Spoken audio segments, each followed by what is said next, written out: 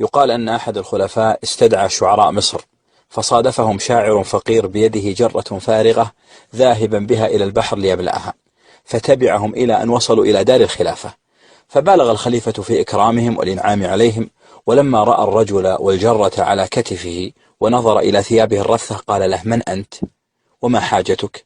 فأنشد الرجل: ولما رأيت القوم شدوا رحالهم إلى بحرك الطامي أتيت بجرتي.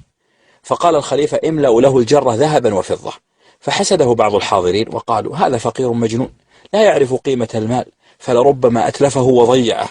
فقال الخليفة: هو ماله يفعل به ما يشاء. فملئت له جرته ذهبا، وخرج إلى الباب هذا الفقير بهذه الجرة، ففرق المال لجميع الفقراء. فبلغ ذلك الخليفة فاستدعاه وسأله عن ذلك، فقال: يجود علينا الخيرون بمالهم ونحن بمال الخيرين نجود. فأعجب الخليفة بجوابه وأمر أن تملأ جرته 10 مرات، وقال: الحسنة ب10 أمثالها. الناس للناس ما دام الوفاء بهم، والعسر واليسر أوقات وساعات، وأكرم الناس ما بين الورى رجل تقضى على يده للناس حاجات. لا تقطعن يد المعروف عن أحد ما دمت تقدر، والأيام تارات.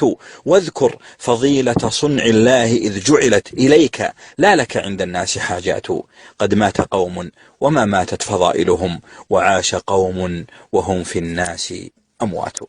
وسلامتكم.